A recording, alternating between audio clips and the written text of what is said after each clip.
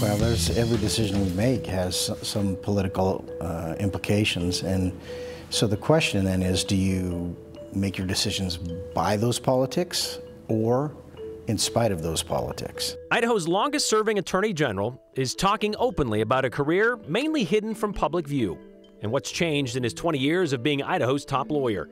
It's been more than 125 years since women were allowed to vote in Idaho, so it's about time we get a statue to commemorate what it took to get there and the contributions women have made since. NBC's Seth Meyers is pretty good with political jokes. Hello, Georgia voters! It is I, Mike Crapo! Political impressions? Seth Meyers' take on an Idaho senator is probably why he's sticking with his night job. I took the oath to uphold the Constitution of the United States of America. And my oath is to uphold the Constitution of the state of Idaho, which I did. And that wasn't easy. It wasn't popular with some people, but it's critical that you have someone willing to stand up and defend the Constitution, abide by the rule of law. After 2 decades, Attorney General Lawrence Wasden's tenure as the longest-serving AG in Idaho history will come to an end in January. If Mr. Wasden's name is familiar to you, the face might not be, that is until recently, doing debates and public appearances and all that, while losing his bid for a 6th term during last spring's GOP primary. The next AG, Republican Raul Labrador, who won the general election last month. I bring up seeing Wasden's face because during the Attorney General's 20 years in office, we rarely saw him or heard from him. He told us there was a reason for that. He and his staff never sought the limelight, opting instead to keep their heads down and do their jobs. His job, as Attorney General, is defined by our Constitution and statutes. But in broad terms, Wasden says his job was to give legal advice to the state of Idaho and its constitutional officers, and represent the state when that advice or laws are challenged. Before he leaves his second-floor office for a final time, we were able to sit down with the outgoing AG to find out how he thinks the state's Attorney General's role has changed in 20 years. Our first question: how big of a role the political side of office plays? Well, there's every decision we make has some political implications, and so the question then is, do you make your decisions by those politics or in spite of those politics?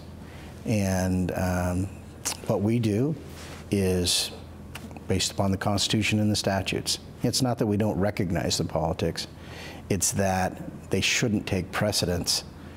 They can't take precedence in decision making. That means that you make decisions that are unpopular. You take positions that not everybody likes, but that's what it requires to be the Attorney General. Did you find that was an easier stance to take 20 years ago than it is now? I don't think it's easier 20 years ago than it is now. Attorney General Lawrence Wasden found that out Here he comes, Clint Jones. from almost his first day on the job in 2003. I'd been in office maybe 3-4 days, and that was when the whole Boise City mayor matter came about. 2-3. Last February, Mayor Coles and his wife accepted a trip to the Winter Games in Utah.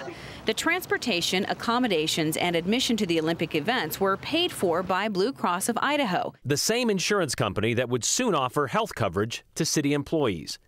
According to state code, that acceptance of a gift by a public servant was a violation of Idaho's bribery laws. The complaint charges Boise Mayor Brent Coles with 2 misdemeanor counts. The state attorney general filed those charges on Valentine's Day. I'm here this morning to announce my resignation as mayor of this great city. I mean, if there was ever a time to,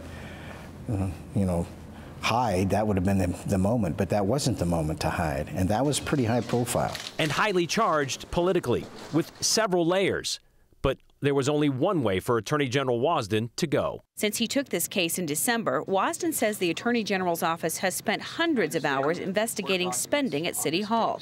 The 5-month probe led to felony indictments from a grand jury late last night. I do not believe that there has been a single unnecessary delay in this matter, and nor do I believe that we have made a rush to judgment in our preparation of this case. So I don't know that it was any easier 20 years ago. It's really a function of make up your mind to do what the law says, fulfill your oath of office, and do it. I think the voices are more shrill now, perhaps. What do you mean by that? Like, I guess, what are you trying to say by that? Well, what I say by that is, as an example, some of the decisions that I have made, totally in accordance with the Constitution, verified by the United States Supreme Court. Wasden points to a recent lawsuit filed by Texas against Pennsylvania and 3 other states, challenging their results in the 2020 presidential elections. My office, myself, has signed what's called an amicus brief in support of the state of Texas. And despite several Idaho legislators and Republican leaders making a case to support Texas, if it's true that the state legislatures weren't in charge of those elections, then there needs to be some rectification of that. Attorney General Wasden refused to join them. We received 30,000 angry phone calls in 3 days by people who really didn't understand what was at stake in that case. And they had a viewpoint, but the truth is that federalism was at stake. That is, our ability to be a state was at stake in that case. And very angry, a lot of vulgarity, a lot of threats of violence, because I did what was right. Not easy, but what was right. Not what was politically popular, but what was right. And that's what I mean when I say shrill. You have given several opinions in recent years to the Idaho legislature when they ask you for it on bills that they are trying to pass. And they seem to have disregarded your opinions. I'm talking about like the transgender bill. The vote count shows 54 in favor with 16 against. The abortion bill. A majority having voted in the affirmative, Senate Bill number 1309 has passed the Senate. What is your take on that? My obligation, my duty, my responsibility is I take an oath to uphold the Constitution. That includes the duty to call balls and strikes fairly and squarely. I did my job. Your job isn't necessarily, it is not to please your client. Your job is to advise your client. Your client can accept that advice or can reject that advice. And sometimes clients reject advice, but they also then are informed and understand the consequences of rejecting that advice. Both of those laws remain tied up in court. In private, behind closed doors, do you have that idea, want to say, I told you so, when it comes to these things? You're a funny guy.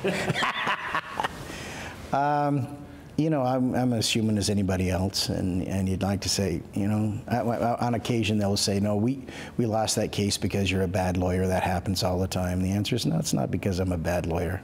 We litigated the case properly and appropriately. It's because sometimes you have clients that want to reject your advice. My advice isn't policy driven. It's not politically driven. Sometimes it requires you to look into a crystal ball and try and predict what they're going to do. And that's an art. It's not a science. And so can you be wrong? Sure. There's tremendous risk, but that's what I'm required to do anyway. Look into that crystal ball. We've been pretty good at looking into that crystal ball. Have we been right on every occasion? No, it's impossible. But we win right most of the time. As a politician, how do you feel about the way politics are going in Idaho right now? I think that there is a problem, not just in Idaho, but across the nation, where people are unwilling to sit down and talk to each other. There was a guy by the name of Dietrich Bonhoeffer. He was a Lutheran minister in Germany in World War II. And he didn't like what was happening in his country. One of the things that he said was that the stupid man was more dangerous than the evil man, because you can fight the evil man, but the stupid man, you have no defense against him, because whatever facts you produce, he simply ignores them or says that they are not important. That's the real challenge. In the law, it's you determine what the facts are, apply the law, and the conclusion naturally follows. Attorney General Wasden chose to deflect any questions about his successor. Totally understandable, since it was kind of a contentious campaign last spring for the GOP nomination. Wasden says there's a lot he won't miss about the job that seemed to take up most of his life for the past 20 years, even on vacation. What he will miss, he says, is the service to the state. He told us there are 3 ways to end a tenure at the AG's office. You can leave the office by choice, you can leave this life, or you can lose. 2 of those options, you have no choice in the matter. But he says he will choose to leave with no regrets. Come January 2nd, he said he just wants to be able to wake up, look in the mirror, and like what he sees, knowing that he is okay with what he did during those 2 decades because, well, he says he made hard decisions based on the rule of law, and that's the best he can do for the people of Idaho.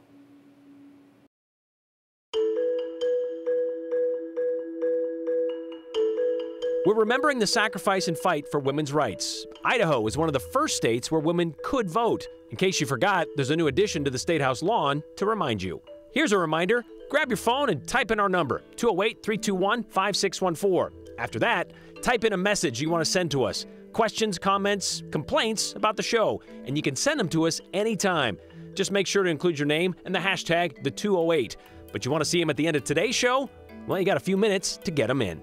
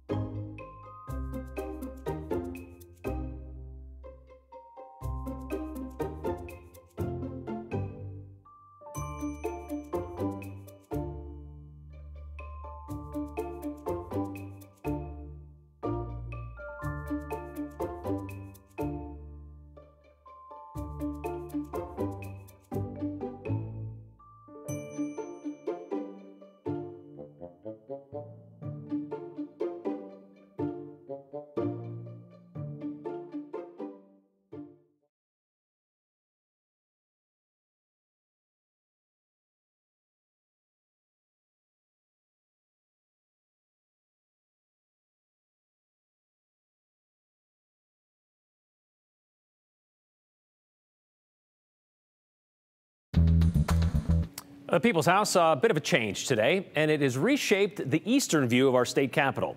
That new view is rooted in the past and people that have reshaped our history, by the way. That path from the past saw major changes for women in Idaho. Is now forever enshrined on the Capitol grounds, a sculpture to forever document that. Here's Joe Paris. Everybody knows they are moving the ceremony inside, so if we could make our way up to the second floor. A shuffle into the warm Capitol. An escape from the white cold blanket of December. Good afternoon and welcome to this historic event. Warming up from the weather is a priority, but the focus remains outside. It is our delight to be here for the dedication of the women's suffrage commemorative sculpture. Waiting in the snowy silence, a treasure set to change the Capitol complexion, honoring Idaho women, past, present, and future. Today, we all are making history. And you are a part of that. We have laid the foundation for the future celebration in the next 100 years. And I'm wishing that they do not have a snow day when they have their celebration 100 years from now. The goal, 100 years from now, is to look back at the history of all Idaho women that fought for equality, the right to vote, the responsibility to lead Idaho, the contributions to politics, culture, economics, and everything in between. A years-long campaign led to this, a ceremony at the Capitol to unveil the Idaho women's suffrage commemorative sculpture, looking back at the history of women's suffrage in Idaho and the path they dug for future generations. It was a pinch-me moment. Artist Irene Dealey leads the crowd into the cold, persevering to the unveiling of her work that hundreds of Idahoans came together to make happen. This is probably the sloppiest day of the year, and I love the drama of that because it exemplifies women, and they just keep trudging through no matter what's going on. That's wonderful. Oh, thank you. Oh man, I can't believe we got here. Looking to the future, this nameless woman walks in the shoes of the women who came before her. Each step, each shoe, a reminder of the strong women that built this state. She holds her own shoes as well, offering one to the next generation of Idaho women. I think it's beautiful. I love the meaning of the history of the women that have come before us, that have brought us here, and the symbolism of passing on to our future generations. Kristen Wright watched with her daughters, London and Gabrielle. Well, it's pretty special. My mother-in-law is Linda Hartgen, senator who carried the bill to get it here. And so she was one of the speakers, and I think it's pretty special that, you know, the girls are one of her motivation to serve her constituents and make a better place for their future. So it means a lot. It means a lot, too, to the artist that brought this to life. I know. I feel like I should buy a burial spot next to it. I mean, that was the other thing. So many beautiful people showed up. And I felt like, oh gosh, this feels a little bit like what it might be like on my funeral. I'm glad I got to see it. That's so silly. Steps away, Dealey's grandchildren, the next generation, is ready to build their future. Yeah, I call them my bobcats. Wherever they go, they create fun and a little bit of mayhem. What's it like having the bobcats here on a day like today? Perfect. Yeah, they're going to be one of the ones that grab that shoe and contribute something wonderful to this state. A little more for you about the statue and the lead up to today. The Idaho State Historical Society and the Foundation for Idaho History, they privately fundraised for this piece, and it was inspired by the years-long commemoration, and the foundation commissioned local sculptor Irene Dealey, who we just heard from, to develop the Idaho women's suffrage commemorative sculpture, and they say that it embodies the spirit and legacy of the women's suffrage movement and universally represents Idaho women through time. They tell us that it's inspired part by the Idaho State Seal, which is actually the only known state seal in the United States to be designed by a woman. And the woman, again, she's a nameless woman, Brian, so it's not like this is a specific person that has a sculpture. This is just supposed to be an embodiment of women in Idaho, and she walks through those shoes and those steps, metaphorically, symbolically. And I know it's a cold winter day today, but this is definitely something that families should go check out at the State House. It's very literally going to be part of our state's history for the rest of forever, but it's so intricate, and I hope some of our video is able to show the great work of Dealey there. The shoes, I mean, they look so intricate. I got a sneak peek of the statue itself, but I didn't know about the shoes, and that part to me is the caveat. I mean, not the caveat. That is the cherry on top, because it makes it go through generation to generation. And then what she said there, her grandkids are going to be ones taking that shoe from that. It's pretty impressive. I think it's pretty cool. The intricacy, as you said. It's so intricate, and I just love the way it was put together and the story behind it. And of course, there are other sculptures that are at the State House honoring people that have helped lead this state. But this, to me, was just so inspirational. It's a different kind of sculpture. It's not paying tribute to one person. It's really just, it's a motivational. It's a history piece. It's got so much enshrined in it, as you can tell. I think it's great. Pretty excited about it, which is good. Glad it's there. All right, thank you very much, Joe.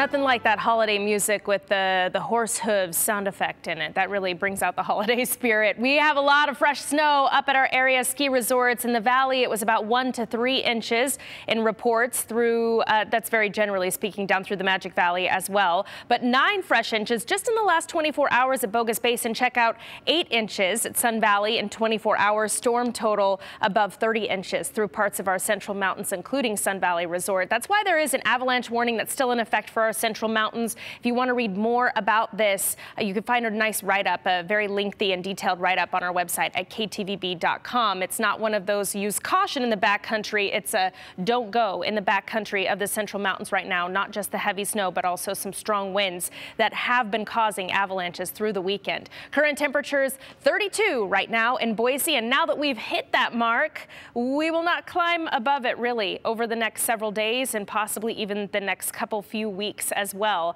Of course, winter hasn't officially begun yet, but it looks very winter-like outside. Snow showers moving through the Owyhee Mountains, but dry through the Treasure Valley now. We may have some lingering snow showers through south central Idaho, Magic Valley, down through Jackpot overnight tonight into early tomorrow morning, but ultimately the event is done for the Treasure Valley. Cloud cover staying with us, but we'll still see temperatures falling off to around 20 degrees. So whatever snow or wet or slushy spots are still left around will stay right where they are and refreeze and make for slick conditions tomorrow morning. It's all about the cold air that's coming into play behind the system as it pulls away from the region. Now we take a look at the rest of the week. Maybe a few light snow showers through central and eastern Idaho by midweek, but then it's ultimately dry through the week ahead. Inversion conditions looking likely until maybe our next storm system drops in for next Sunday and Monday. Our highs tomorrow right around the freezing mark for the Boise area, mid-30s through the lower Treasure Valley and near 30 for McCall. Here's a look at the 7-day forecast. Prepare for bitterly cold temperatures and likely to be some temperature inversion conditions. Fog, smog, and the snow sticking around. You can find this forecast at ktvb.com. All right, so last Thursday, after it was clear Democratic Senator Raphael Warnock beat Republican challenger and former football player Herschel Walker for the last Senate seat available, the one from Georgia that would give Democrats the true majority in the Senate, well, late-night host Seth Meyers was talking about how Republican strategists were lamenting the fact few GOP senators made the trip to the Peach State to endorse Walker.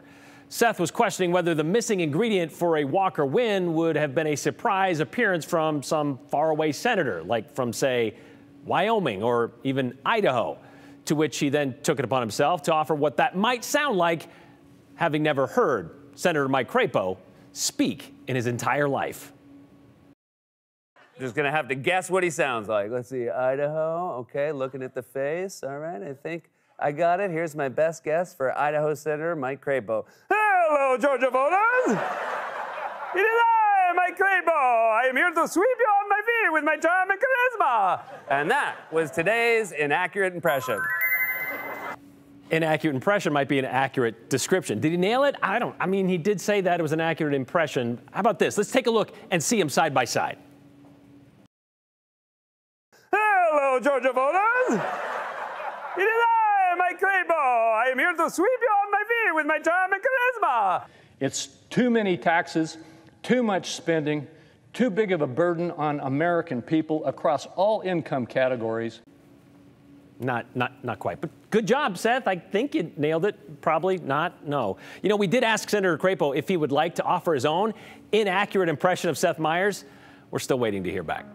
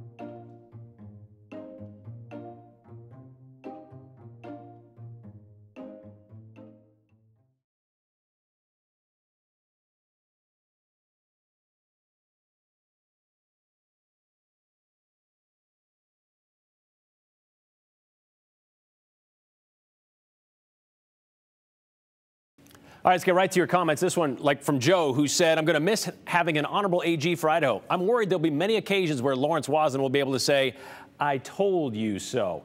And this one coming in, isn't it ironic that women's suffrage statue was dedicated on the Capitol lawn today when the state legislature has taken away women's rights? Asked Mary in Boise. And Mark likes to say, aren't we all waiting to hear back from Mike Crapo? We'll see you tomorrow.